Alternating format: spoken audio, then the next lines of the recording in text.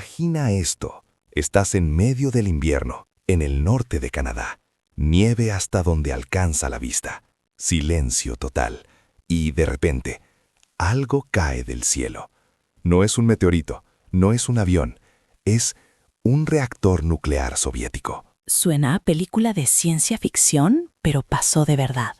Hoy vamos a hablar de Cosmos 954, el satélite nuclear que literalmente se desintegró sobre Canadá en 1978. Bienvenidas y bienvenidos a este episodio.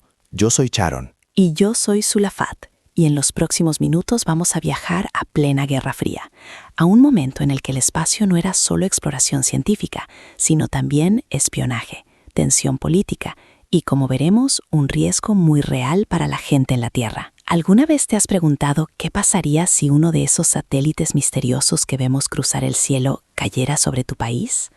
Hoy vamos a responder más o menos a esa pregunta. Primero, pongamos el tablero. Finales de los años 70.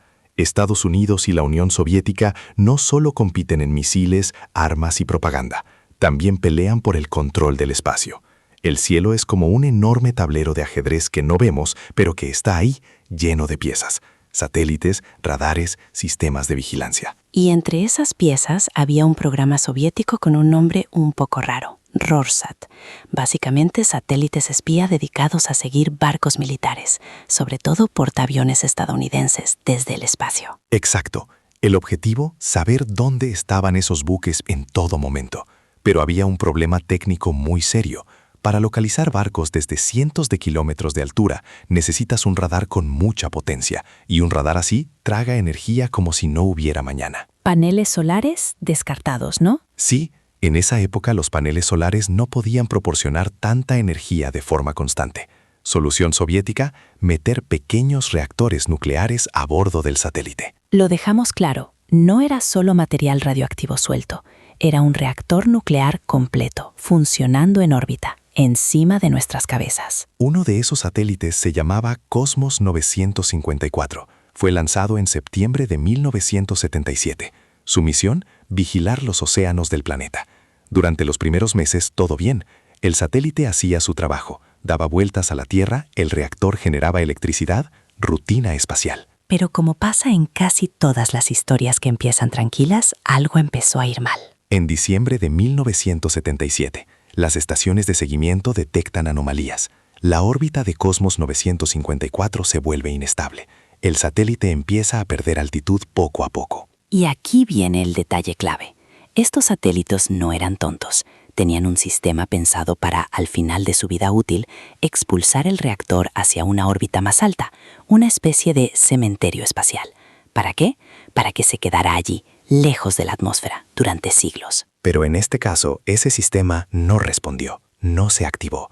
Y eso significaba algo muy inquietante. Si el satélite caía, el reactor nuclear caía con él. Pausa un segundo y piensa. Estás en un planeta donde de pronto cualquier fallo en órbita puede mandar radiactividad sobre tu casa, tu campo, tu ciudad. ¿Cómo te sentirías si supieras que ahora mismo, sobre tu cabeza, hay reactores nucleares dando vueltas? Y llegamos al 24 de enero de 1978. Cosmos 954 reentra en la atmósfera terrestre de manera totalmente descontrolada. No fue una caída limpia.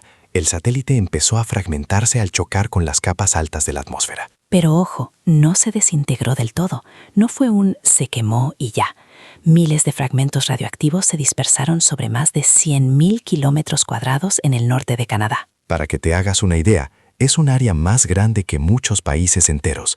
La zona afectada incluía regiones remotas de los territorios del noroeste y parte de Alberta. Y aquí, dentro de todo lo malo, hubo un golpe de suerte. Son lugares con muy poca población, casi vacíos. Si la trayectoria del satélite hubiera sido un poco diferente, esos restos podían haber caído sobre ciudades, pueblos, zonas mucho más habitadas. En cuanto se dieron cuenta de lo que había pasado, las autoridades canadienses activaron una operación enorme de búsqueda y limpieza, con un nombre casi poético, Operation Morning Light, Operación Luz de la Mañana. Suena bonito, pero lo que hicieron fue durísimo. Equipos militares, científicos, técnicos, todos desplegados en pleno invierno ártico, heladas brutales, viento, nieve, y ellos recorriendo el terreno con detectores de radiación, helicópteros, aviones con sensores especiales. Estuvieron meses buscando. Localizaron y recogieron decenas de fragmentos radioactivos. Algunos tenían niveles de radiación tan altos que podían ser peligrosos si alguien los tocaba durante demasiado tiempo. Y aquí viene lo inquietante. Solo recuperaron una parte pequeña del material total. El resto quedó disperso, enterrado bajo nieve, hielo y tierra. Es decir, hay trozos de ese satélite que probablemente aún hoy sigan por allí, perdidos en zonas casi inaccesibles. Ahora vamos a girar un poco la cámara. Pasamos de la nieve al terreno diplomático, porque este no fue solo un problema ambiental o científico, fue un choque político. Era la primera vez que un reactor nuclear en órbita caía de forma incontrolada sobre el territorio de otro país. Y claro, Canadá no se quedó callado. Canadá se apoyó en un tratado internacional relativamente nuevo en ese momento, la Convención sobre Responsabilidad Internacional por Daños Causados por Objetos Espaciales. Básicamente, una norma que dice, si tu cacharro espacial causa daños en otro país, tú respondes. Hubo negociaciones tensas, porque estamos en plena Guerra Fría. No era fácil que la Unión Soviética reconociera errores, ni que aceptara pagar por ellos. Finalmente, en 1981, la Unión Soviética aceptó pagar $3 millones canadienses como compensación parcial por los costes de la operación de limpieza y búsqueda. 3 millones, que no es poco, pero tampoco repara todo, ¿no? Y aquí es donde entra algo más profundo, el daño simbólico. Cosmos 954 demostró que la militarización del espacio no era un concepto abstracto, no era solo cosas de espías muy lejos de nuestra vida diaria. Las decisiones tomadas en órbita podían tener consecuencias directas, muy físicas, sobre bosques, lagos, animales y personas. Y también recordó algo importante. La energía nuclear en el espacio puede ser muy eficiente, pero si algo sale mal, el riesgo es enorme.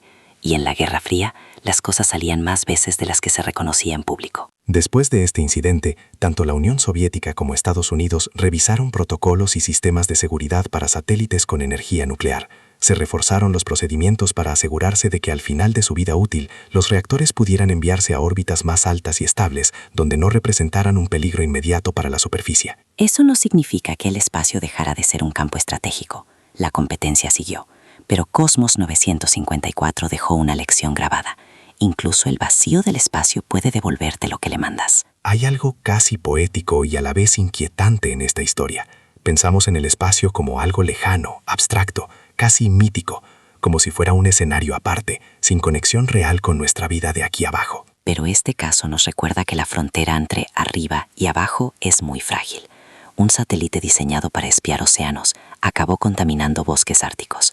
Una pieza de ajedrez político cayó literalmente del cielo. Y durante unos días de enero de 1978, lo que se veía como el símbolo máximo del progreso tecnológico, un reactor nuclear en órbita, se convirtió en una amenaza silenciosa descendiendo sobre la nieve. Te lanzo una pregunta.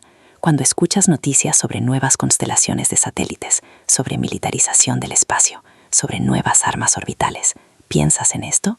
¿Piensas en que todo lo que lanzamos allá arriba algún día puede volver? Hoy hemos viajado a la Guerra Fría para seguir la trayectoria de Cosmos 954, desde su lanzamiento como satélite espía nuclear, pasando por el fallo del sistema de seguridad hasta su caída sobre Canadá y las consecuencias diplomáticas y ambientales que dejó. Hemos visto cómo una decisión tomada en una oficina, a miles de kilómetros de distancia, termina afectando a bosques helados, a comunidades remotas y a tratados internacionales. El espacio al final no es un lugar aislado, es parte de nuestro entorno. La próxima vez que mires al cielo y veas pasar un punto de luz, tal vez te preguntes, ¿qué estamos poniendo allá arriba? ¿Y qué responsabilidades conlleva? Nos encantará saber qué piensas. ¿Te asusta la idea de reactores nucleares en órbita? ¿Crees que los beneficios compensan los riesgos? Cuéntanoslo en los comentarios o en nuestras redes. Gracias por acompañarnos en este episodio. Si te gustó esta historia, suscríbete, comparte el podcast y vuelve en el próximo capítulo. Hay muchas más historias escondidas en el cielo. Y algunas, como ya sabes, a veces caen sobre la tierra. Hasta la próxima. Chao.